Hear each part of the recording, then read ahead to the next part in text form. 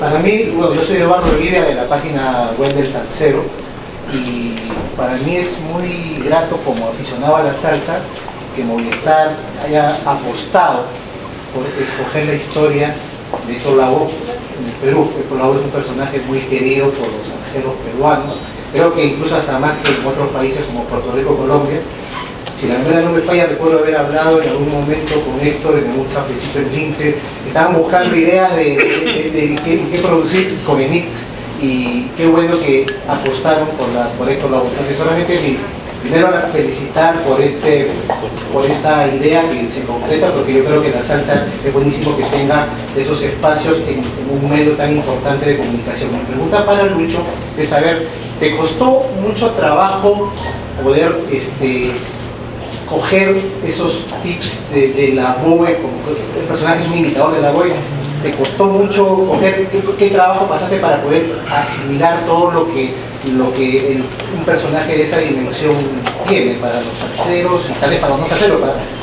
Es una especie de ícono cultural popular en Perú. Sí, ayer con Carlín, que me hizo una entrevista, conversaba también de que creo que en retrospectiva, conforme vaya pasando el tiempo, voy a tener un poco más claro mi proceso, porque ahorita no lo sé verbalizar, desde el hecho que a veces me confundo y creo que soy Héctor, cuando no soy Héctor, soy el imitador de Héctor. Entonces, pero cuando Giovanna me llama, no me dice cómo era la historia, pues simplemente me dice que voy a ser Héctor. Entonces yo empecé, no hay una técnica, no hay un manual para esto, entonces empecé a ver videos en YouTube, a prestarle más atención a las canciones, y después me enteré que no era Héctor sino era Toño. Pero estaba bien, porque se hizo ahí un champú en mi cabeza que es un poco la locura que tiene este personaje de creerse Héctor Lavoe. En cuanto a la parte externa, fue Wendy Nishimatsumura la que, la verdad, le debo toda la parte de afuera a ella, ¿no? Me puse en sus manos, es un trabajo totalmente atípico para mí, nunca lo había realizado, así que, bueno, que lo haga el que sabe. La verdad me desentendí de parecerme físicamente a él. En un momento me sentí, estaba un poco custodiado, parado por lo que era el imitador, entonces no tenía esa responsabilidad. Y los lentes son muy icónicos, ¿no? Entonces tener el corte de cara, cuando uno me dice estás igualito, pero en realidad no me han hecho nada, solo el pelo y me ponen los lentes. Y Wendy fue la que me empezó a trabajar y empezaron a hacer descubrir cosas. Yo al inicio, lo conversamos ayer, sentí que no bailaba o que bailaba mal. No baila mal, baila a su forma de sentir la música. Me hizo identificarlo con un animal que para mí fue el T-Rex.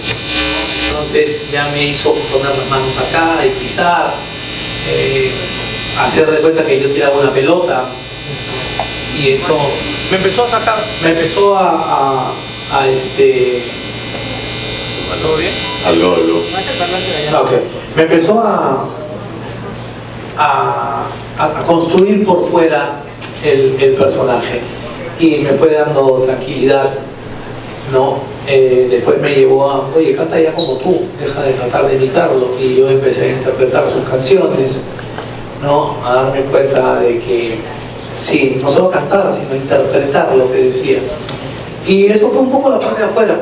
Y la parte de adentro sí encontré cosas más personales que me linkearon a él, ¿no?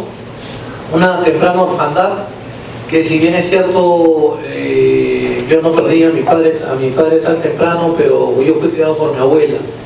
Creo que el hecho de no tener a tus padres cerca influye mucho en tu vida a futuro, bastante, ¿no? Y no precisamente con cosas buenas, ¿no? Se trabajan. Eso me llevó a identificar en una soledad, un vacío, por más que estés rodeado de gente. Entonces empecé a linkear cosas de ese aspecto psicológico ya más interno de él. Y si ya estaba la parte de afuera, bueno, salió, ¿no? Y siempre repito, yo estuve en ese concierto, a mí me gusta Lavoe. No sé, si me hubiese dicho para ser, no sé, Rafael, hubiese sido Pietro, que le encanta, que lo imita además, y se sabe todas sus canciones. Pero a mí Lavoe sí, pues, o sea, me dieron en el número de la ruleta, ¿no? Sí. Gracias.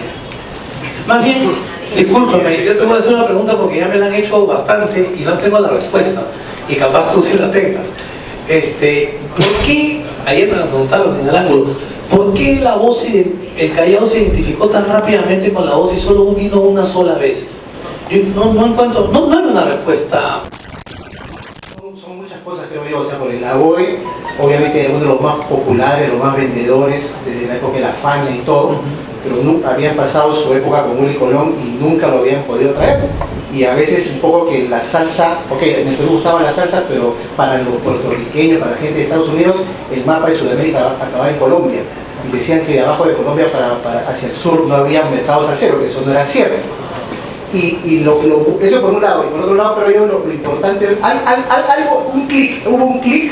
Algo que sí, porque detonó un romance, ¿no? Porque hubo la publicidad normal de esa época, la feria, todo, se corrió la voz, y fueron 6 noches multitudinarias, del 5 al 10 de agosto del 86, la Feria del Hogar se llenó, hasta esa época tuvo el récord de asistencia del gran estelar que se llamaba ese show, ¿no?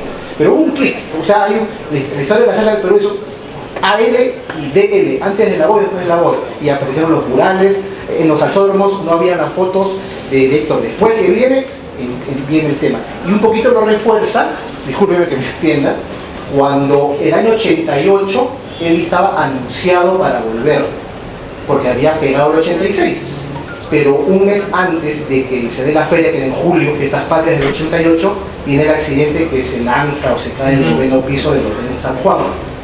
Y ahí ahí el mito se creció un poco más, porque ya toda la gente que quería volver a verlo, ya no lo pudo ver. Gracias. Chicos, ¿qué tal? Muy buenos días. Soy Alejandro Puga de la Expresa de Ecuador. Y mi pregunta era para los realizadores. Era que me llama la atención que la serie sea de 4 capítulos y tal vez no de 8, que es el formato como más general. ¿Por qué decidieron hacerla de este formato más pequeño? ¿O no llamarlo una miniserie?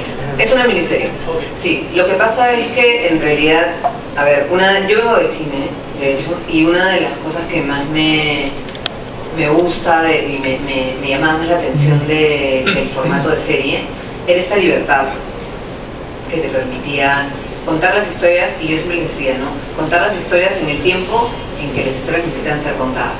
Que cuando tú haces una película no tienes esa libertad, ¿no? Entonces tienes que a veces o ajustarte a menos o a más, pero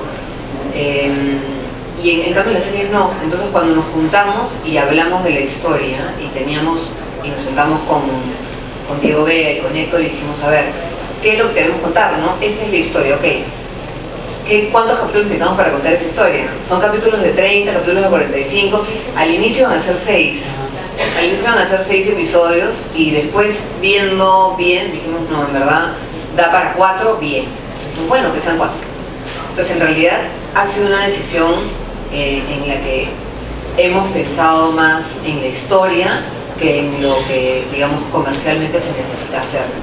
Y yo creo que yo estoy súper contenta con haber tomado esa decisión, porque siento que la serie no se alarga, que el guión termina cuando tiene que terminar, y lo único que sí da pena es que te dan ganas de ver más, ¿no? O sea, la gente va a querer ver otra temporada y no se puede hacer otra temporada. Es como es una historia que empieza y termina, y a menos que hagamos el spin-off de Big Bang. Sí, allá. Claro, un poco para lo que dice Joana, es cierto. Entonces tratábamos de que cada capítulo tuviera una intensidad y un ritmo que no parara, ¿no? Entonces, podríamos haber hecho 8, pero se iba a distender y iba a perder esa locura que ya de por sí tenía el concepto de la serie, y tenía que ser algo trepidante, descabellado. Entonces ahí vimos que esos 4 episodios podían contener todo ese momento, que era un poco lo que dicen, era solamente los días en que estuvo la BOE acá, ¿no? Eso. Muchas gracias. Buenos días y felicitaciones a Movistar por la serie. Mi pregunta es a Carlos y a Urpi, ¿cómo se han sentido haciendo sus respectivos papeles y retrocediendo en el tiempo, ¿no? A una etapa bastante difícil del Perú en esos momentos?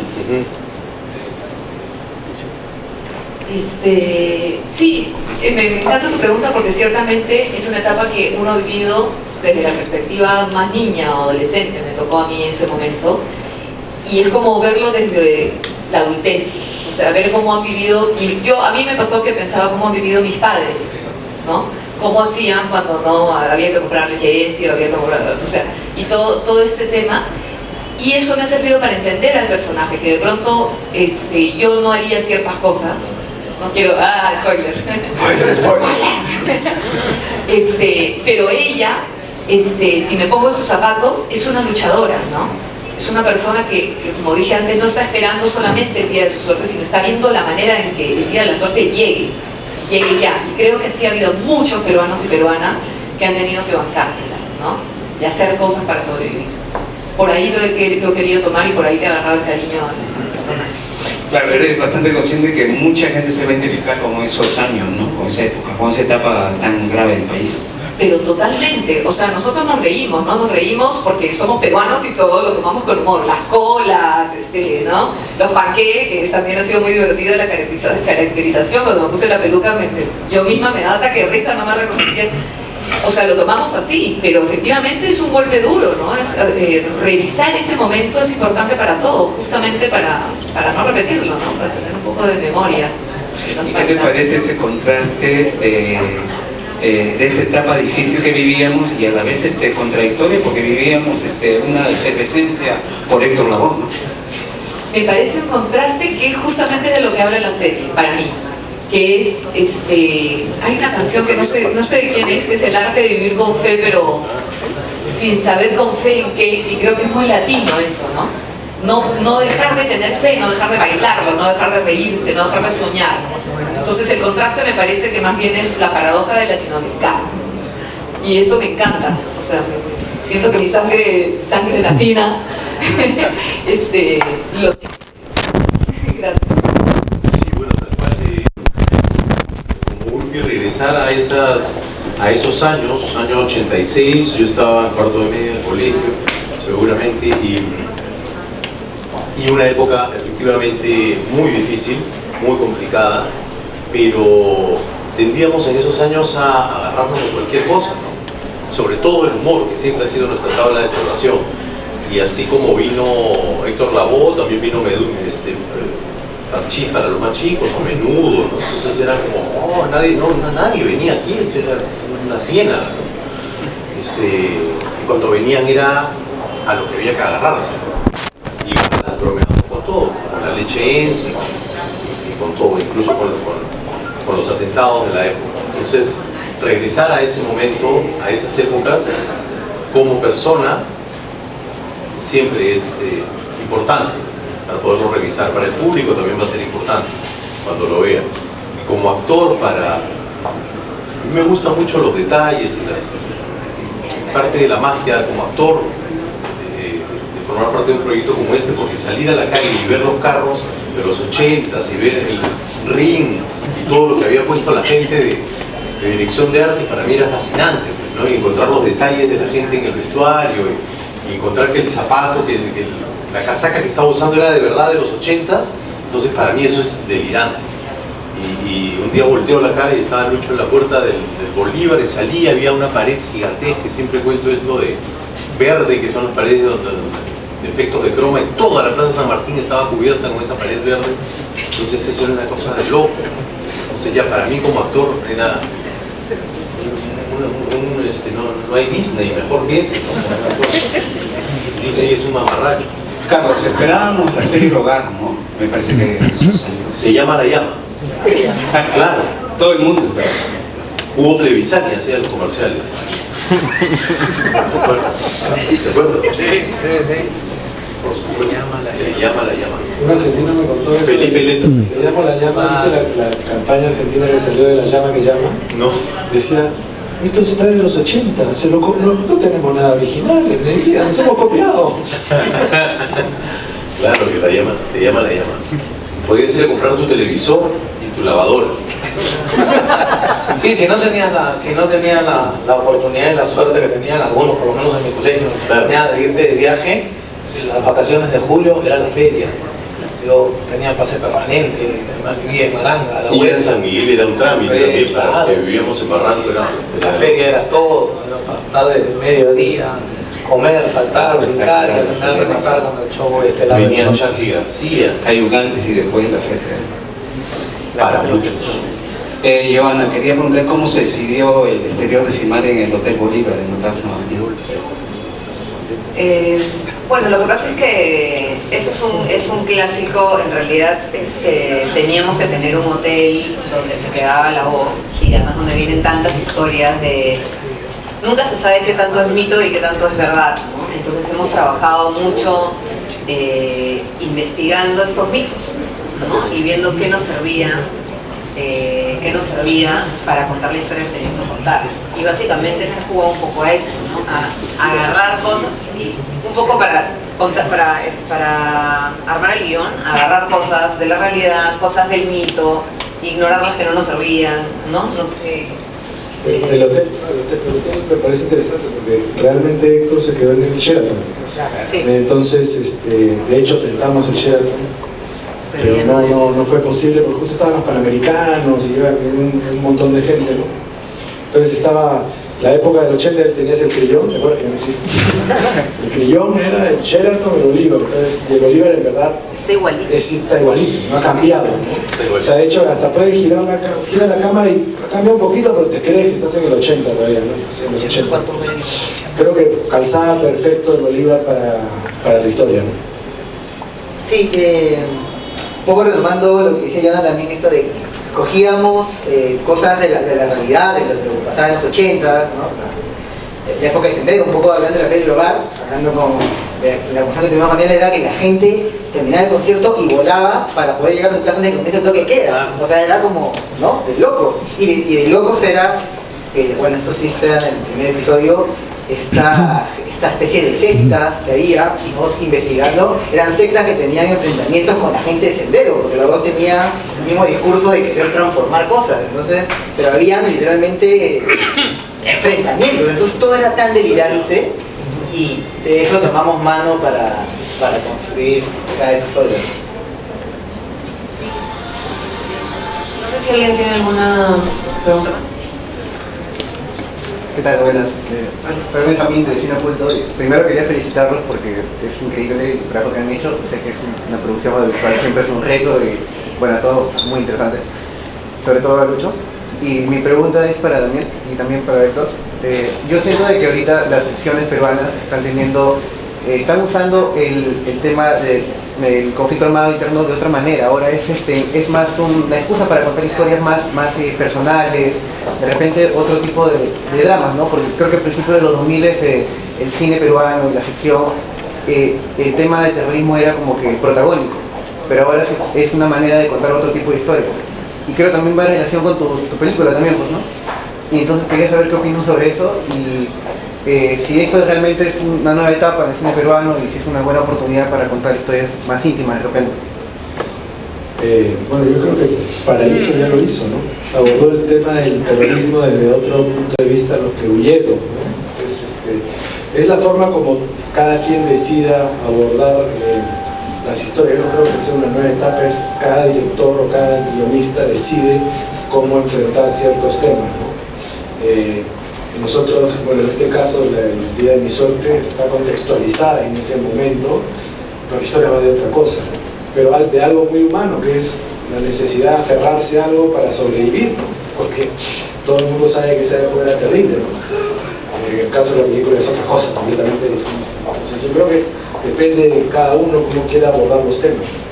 Sí, como con Diego, cuando estábamos creando los conceptos de cada episodio, de hecho, claro, esta es la historia de un imitador de Héctor Lavoe, o sea, pero de un imitador de Héctor Lavoe en los 80. Entonces lo que pasaba en los 80, ya lo he dicho todo, la escasez, la leche, las colas para conseguir pan, y de entre todo eso, los toques de queda, las cochebombas, y un presidente que había por ahí. Entonces empezamos a coger cosas que nos podían servir para construir historia.